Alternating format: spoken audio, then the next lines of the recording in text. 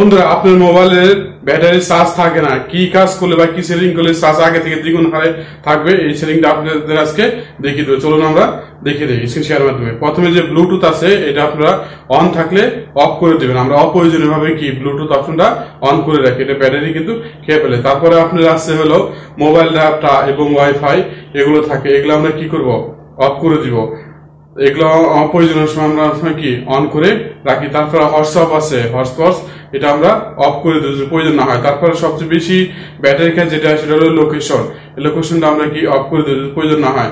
তারপরে আপনার এগুলো আপনি কি করবেন, অফ করে দিবেন।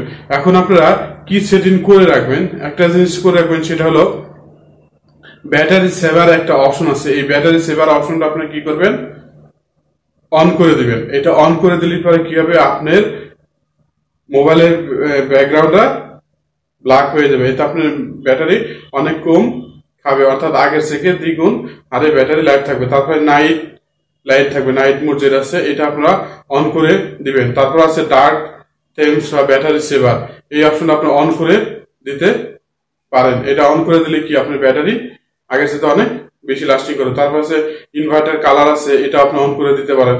এটা অন করার মাধ্যমে কি হয়তো আপনার অ্যাপস গুলো বা লেখাগুলো অন্যভাবে আসতে পারে, এটা না দিলে বেটার। এটা দিলেও কিন্তু আপনার ব্যাটারি লাইফ বেড়ে যায়।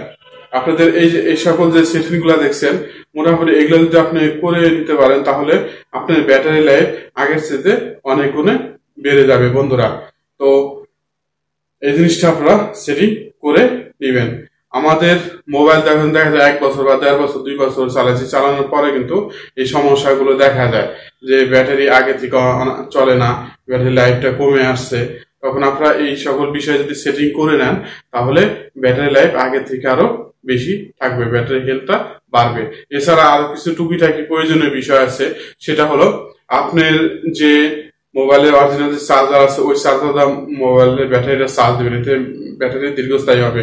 আমরা অনেক সময় কি করি, ওই মোবাইলের যে চার্জারটা হারিয়ে যায় বা কি করে যেখানে খুশি সেখানে মোবাইল চার্জ দিয়ে অন্য চার্জার দেয়, এই কাজটা কখনো করবে না। আপনার ব্যাটারির সাথে রিলেটেড রেখে কোম্পানি কিন্তু আপনার ওই অ্যাডাপ্টারটা চার্জারটা তৈরি করছে, আপনি ওইভাবে চার্জ দিলে লাইট পারবে। বা আপনার চার্জার হারিয়ে গেল, আপনি বুঝে না বুঝে কি করলেন, যে একটা নতুন চার্জার কিনে আনলেন, আপনি চার্জ দিচ্ছেন, চার্জ হবে ঠিক আছে, কিন্তু ব্যাটারিটা লাইফটা কিন্তু কমে যাবে। কারণ আপনার যে চার্জার যে আছে আপনার ইনপুট আউট আছে, অর্থাৎ পাওয়ার আছে, অর্থাৎ কত ওয়াটের, এটা আপনাকে জানতে হবে। এবং আপনার মোবাইল কত ওয়াট সাপোর্ট করে এবং কোনটা সাপোর্ট করে এটা জানতে হবে। জেনে তারপরে ওই ওয়াট অনুযায়ী আপনি চার্জার কিনবেন ওই ধরনের, তাহলে আপনার ব্যাটারি লাইফটা কি বন্ধুরা বাড়বে।